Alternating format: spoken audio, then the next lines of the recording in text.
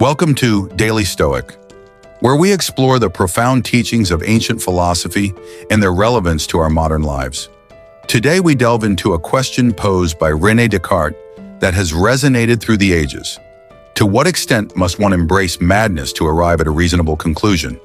This inquiry challenges us to rethink what we consider ordinary and to question whether societal norms often reflect not wisdom, but a deep-seated collective ignorance.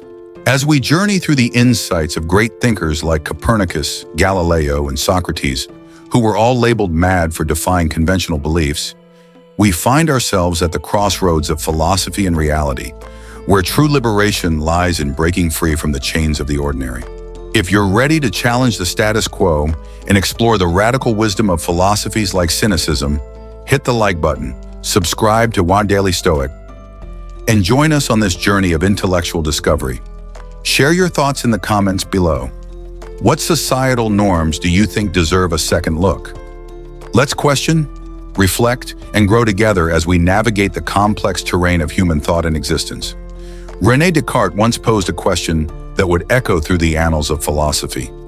To what degree must one embrace madness to arrive at a reasonable conclusion?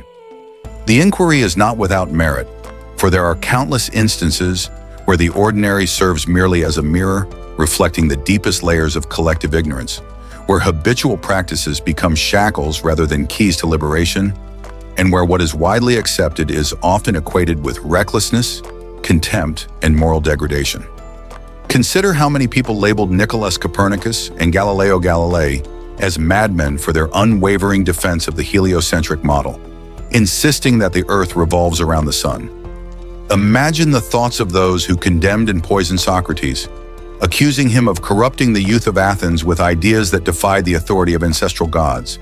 How many nations, steeped in tradition, have stubbornly clung to the absurd belief that love between two men or two women is a sickness? Let it be clear, I do not claim that simply adopting a different perspective guarantees the revelation of novel truths, whether superior or inferior. What I assert is that differences invariably emerge from the act of shifting one's viewpoint. It is this very shift in perspective that I invite you to explore with me as we delve into the foundations of Cynicism, a philosophy that is more than just a relic of ancient Greece, but a way of life that challenges the socially entrenched norms of both the past and the present. As someone who has been obsessed with meticulous planning, who thrives on order, and who has been a devout perfectionist, I assure you that crafting these thoughts has not come without an internal struggle against my own tendency to judge the followers of Cynicism harshly. Yet it would be intellectually dishonest not to acknowledge that I have gleaned valuable insights from their unconventional philosophy. And so, without further preamble, let us embark on this journey. The Cynic sect was founded by Antisthenes, a disciple of Socrates who, rather than embracing the measured sobriety of his mentor, chose instead to present himself publicly in a tattered cloak with an unruly beard and a staff in hand. His motto was simple yet profound: all for happiness, a value that became the cornerstone of his philosophical outlook. Consequently, he rejected the comforts of life, riches, honors, the arts, sciences, reputation, dignity, and indeed everything that the insatiable chase after with abandon. In stark contrast, Antisthenes argued that the true philosopher must live in harmony with the laws of nature, discerning which objects and people truly merit our affection and which do not. However, this principle did not remain inviolate among his disciples. Over time, many cynics abandoned the emotional connections that Antisthenes had deemed worthy of preservation, choosing instead to focus solely on the rejection of luxury as a fundamental tenet for achieving happiness. Cynicism found its most vivid and radical expression in the figure of Diogenes, often hailed as the quintessential anti-philosopher. The term cynic itself is derived from the Greek word kynikos, meaning dog-like, and Diogenes translates to man of God. Thus, his moniker, Diogenes the dog, suggests a divine being who, paradoxically, chooses to live with the simplicity and directness of a dog. Hailing from Sinope, Diogenes outrightly rejected the elaborate ethical systems, the labyrinthine academic debates, and the convoluted philosophical treatises that other thinkers often employed. His philosophy was stark in its simplicity and profound in its clarity. One striking example of this can be found in a story where Diogenes, surrounded by philosophers such as Parmenides, listens to their carefully constructed arguments asserting that movement does not exist. Rather than engage in debate, Diogenes simply stood up and walked away, thereby refuting their claims with action rather than words. This incident encapsulates one of the fundamental tenets of Cynicism: action surpasses words. Diogenes eschewed metaphysical speculation and abstract contemplation, instead urging a return to the immediate, the tangible, the here and now. Unlike many of his contemporaries who often philosophized in the abstract, Diogenes embodied the Greek ideal that philosophy should be a lived experience, not just a theoretical exercise. His project, therefore, was not canonized through written works, but through lived example. This approach made his teachings accessible to the general populace, which explains why Cynicism steadily gained ground in Greece and Rome. It is essential to distinguish between the modern interpretation of Cynicism and its ancient Hellenistic roots. Today, a cynic is typically seen as someone with a bleak, often disdainful view of human nature and society.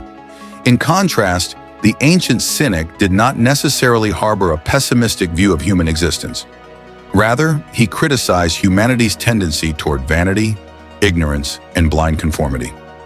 The Cynic doctrine, far from being mired in existential despair, was rooted in the belief that each individual possesses the power to transform their life, to attain freedom, self-sufficiency, and well-being. This belief is exemplified in a conversation Diogenes once had when someone lamented that life itself was a curse.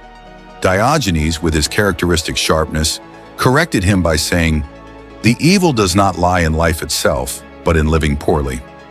In another instance, upon observing a banker being excessively pampered by his servant, Diogenes wryly commented, "You will not be truly happy until your servant also blows your nose for you. This will happen when you have forgotten how to use your own hands." Such anecdotes invite us to ponder what a typical day in the life of Diogenes the dog might have been like. It is indeed fascinating to consider that, living on the margins of what society would deem acceptable, teetering on the edge of obscenity and asceticism, Diogenes saw himself as a king among men. To place this in context, Diogenes took up residence at the intersection of two bustling streets in Athens. Since he relied on begging to survive, his home was nothing more than a large storage jar or tub where he kept his only possessions, a tattered cloak and a well-worn stick. One summer day, a young man approached Diogenes and inquired, "Is it true that you live here, in exile?" Diogenes, ever content with his circumstances, responded, "I am very happy to be in exile. It is because of this that I began to philosophize. I am ready for anything." To suggest that Diogenes' responses and behavior were confined to the realm of the politically correct would be a gross misrepresentation of his character. Diogenes was notorious for his acerbic wit and unabashed defiance of social norms, particularly when dealing with the average citizen. He embraced his canine moniker with an intensity that was as literal as it was metaphorical. As he once confided to a follower, "I praise those who feed me, bark at those who ignore me, and bite those who reject me." This was not merely a figure of speech.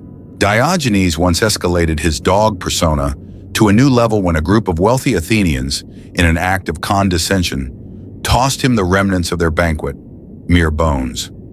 In response, Diogenes lifted his leg and mimicked a dog urinating on them, a gesture that was both shocking and profoundly symbolic of his contempt for their hollow gestures.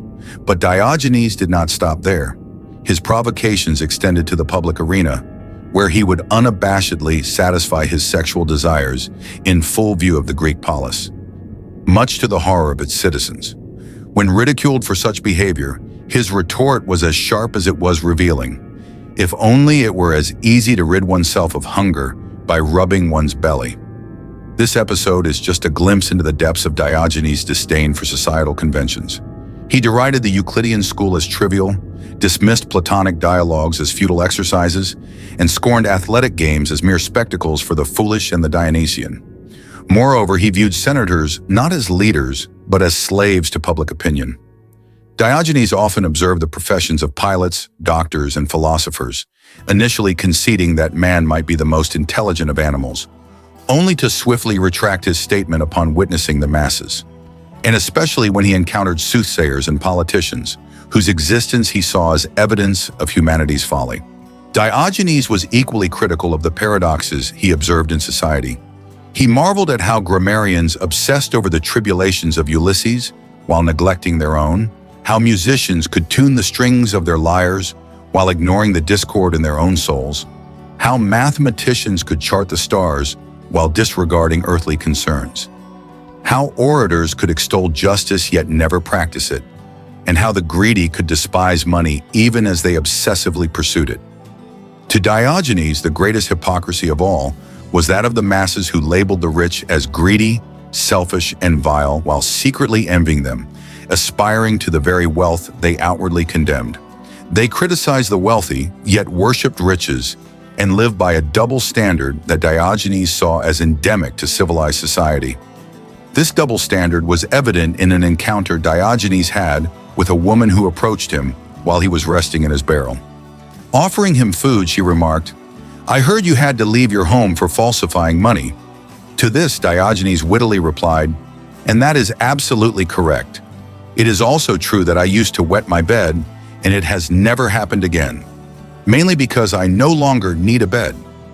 Beneath the surface of this jest lies a profound insight into the core of Cynic philosophy.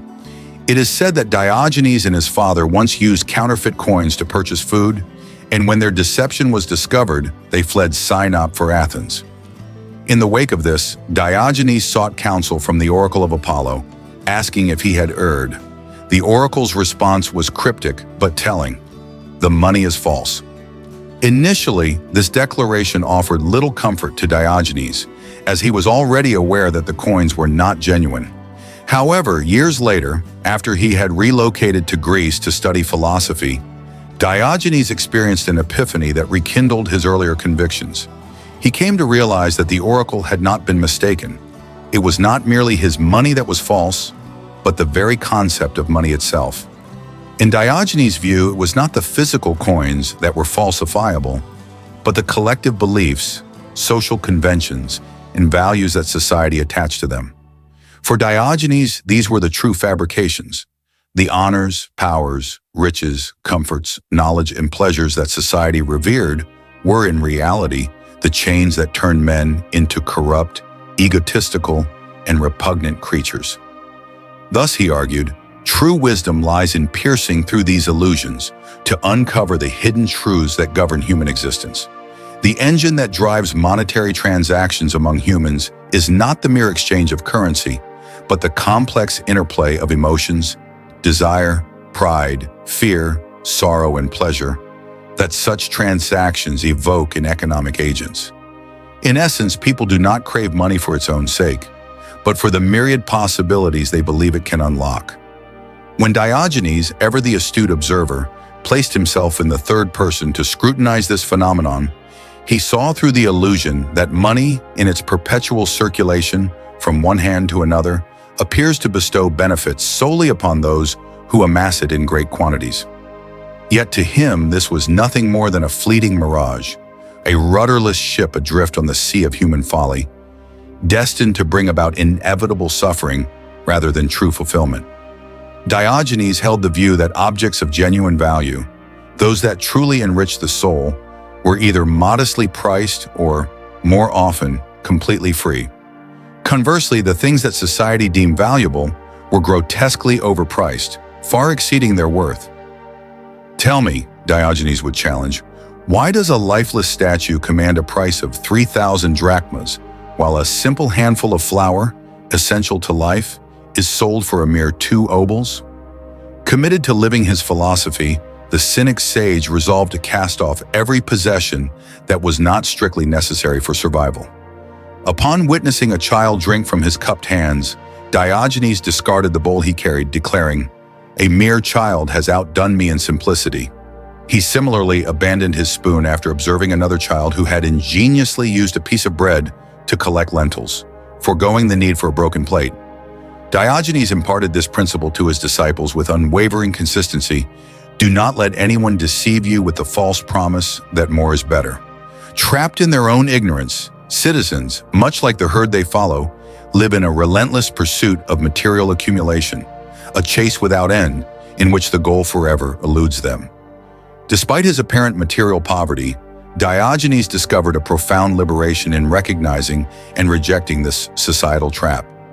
In the solitude he embraced, he found joy in his simplicity, lived in complete freedom, and relied on his resourcefulness to meet the challenges of each day. Among the many maxims Diogenes left behind, one of the most compelling is his belief in the inherent goodness and virtue of human beings, a state that, he argued, persists only until they are socialized. This process of socialization, according to Diogenes, imposes upon the individual a set of norms, values, and customs that strip away their natural well-being and vitality. These artificial constraints act as forces of conformity, transforming individuals who might have been energetic and independent into mere sheep, blindly following commands they scarcely comprehend. For Diogenes, the truly authentic person is one who lives according to their own internal compass, guided by personal laws and ideals, rather than by the pre-established norms dictated by society and external pressures. Now, before this discourse stirs debate in the comments section, let it be noted that these reflections echo Nietzsche's thoughts wherever they are encountered. Indeed, Nietzsche himself humorously acknowledged that the philosophy of the Cynicism cynic served as a foundational influence on his own work. One of the most famous anecdotes of Diogenes depicts him entering the bustling Athenian market in broad daylight, holding a lantern aloft and proclaiming, "I am looking for a man." Yet his search was in vain. He never found the self-sufficient, liberated, and flourishing individuals he sought. Instead, all he encountered were the embodiments of moral decay, intellectual folly, submissiveness to authority, and spiritual cowardice that Theophrastus so vividly criticized in his writings. Diogenes used this scenario to illustrate his ideal model of behavior. "Observe a mouse," he would say. "See how it scurries without direction, sleeps wherever it finds shelter, unafraid of the night, unconcerned with the things that humans hold dear. Live as a mouse does, and I promise you will find happiness that endures throughout your life." Firm in his conviction that society's moral code was the surest path to misery, Diogenes made it his mission to defy every norm and expectation. He walked backward through the streets, pretended to read books upside down, and entered theaters only as the performances ended. To those who called him mad, he would reply, "You see me as a madman, and I see you the same. Perhaps in the end, we have more in common than we think." Moreover, Diogenes was not one to shy away from castigating those who showered him with praise and accolades without any intention of practicing the Cynic philosophy themselves. Drawing on the wisdom passed down by Cato, the Sinopean Cynic cautioned, "Better the company of crows than that of flatterers, for crows only feast on the dead, while flatterers consume the living." Undoubtedly, the account that best encapsulates the ethical and moral essence of Cynicism is the famed encounter with Alexander the Great, one of history's most illustrious conquerors. Alexander's unparalleled record of victories and conquests, spanning Persia, Egypt, the Near East, Central Asia, and even India, set a near unattainable standard in the annals of history. He amassed immense wealth and was both feared and revered across the classical world. Intrigued by the stories surrounding Diogenes, Alexander, filled with curiosity, decided to seek out this enigmatic philosopher in Corinth. With his customary grandeur, Alexander approached the dog, who was reclining in his barrel with eyes half closed, and offered, "Diogenes, ask of me anything you wish." The philosopher's response was as profound as it was simple. "Step aside. You're blocking my sunlight." Despite having acquired everything a man could desire and having secured nearly universal social acceptance, Diogenes treated Alexander as he would any other person. For Diogenes, the simple pleasure of basking in the sun was far more valuable than the relentless pursuit of wealth, influence, or societal approval. When it came to pleasure and pain, the cynic invariably chose the path of simplicity, Whether it was watching a tree blossom in spring, drinking cool water on a sweltering summer day, or focusing on the rhythm of his breath. These are what we might now call the small yet profound pleasures of life. However, Diogenes' quest for simplicity was not without its challenges. The social conditioning to which humans are subjected, replete with unhealthy vices and fleeting pleasures, makes it difficult for us to fully appreciate simplicity. So how can one recondition oneself to savor these simple joys? As the Roman philosopher Seneca advised, one must embrace adversity. Paradoxically, it is through experiencing hardship and suffering that one can rekindle an appreciation for life's most basic offerings. This is why it was not uncommon to find Diogenes walking barefoot on scorching sand under a blazing sun, rubbing himself with snow and freezing temperatures, or, perhaps most strikingly, approaching the statues of emperors to beg for alms. Naturally, this practice elicited scorn and ridicule, but Diogenes was quick to provide a justification that would later resonate with Epicurean thought. All I'm doing, my friends, is accustoming myself to rejection. Seneca's writings contain a quote that perfectly distills the essence of Cynic doctrine. Diogenes lived in such a way that nothing and no one could rob him of his happiness, for he liberated himself from the superfluous and the arbitrary. It is as though he had confronted the gods themselves, rightly boasting that not a single part of his being belonged to them. Like the Socratic tradition, Cynicism, in its many forms, proclaimed that true virtue resides within the will of the individual and that the pursuit of externalities is ultimately irrelevant.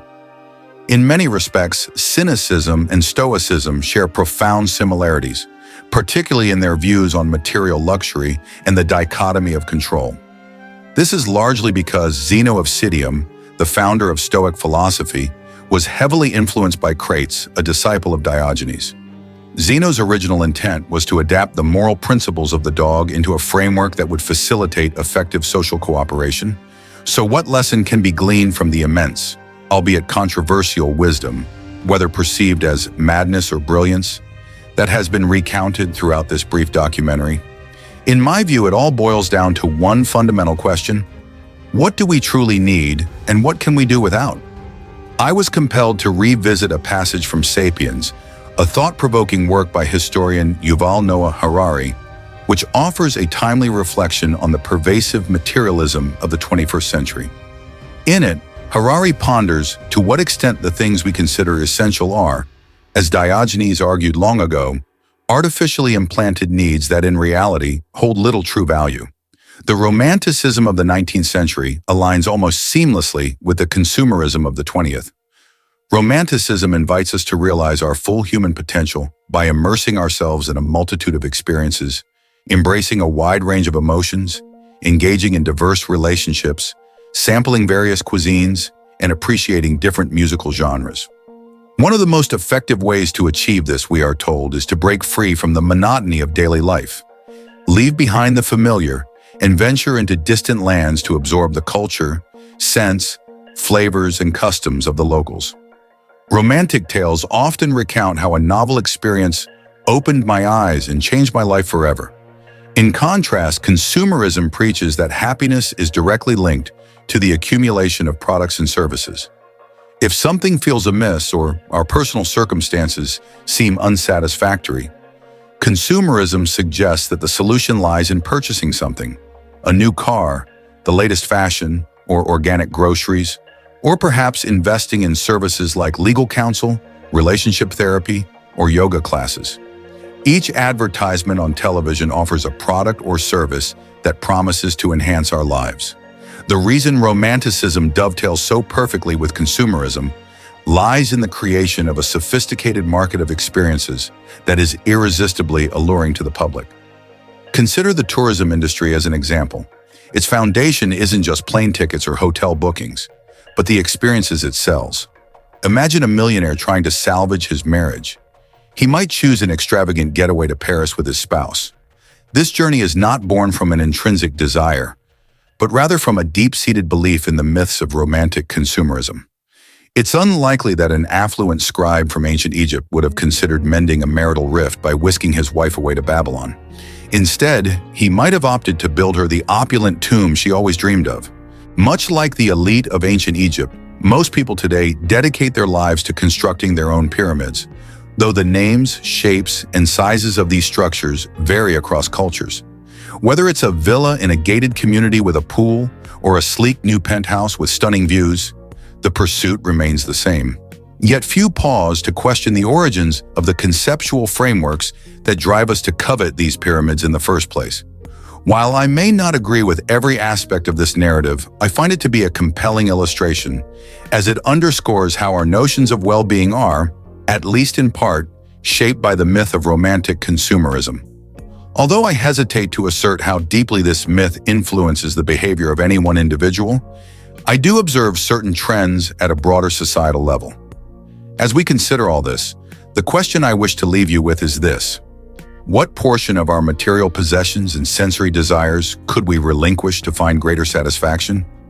What do we truly need, and what can we do without? It's not about becoming a full-time hermit like Diogenes or Robinson Crusoe, but rather about taking a cue from choral singing teachers who exaggerate the note to help their students find the right pitch. Perhaps this was Diogenes' intent, to push the boundaries to such extremes that we might take away something of true value. After all, if madness has a purpose, it is to redefine the boundaries of what we consider normal.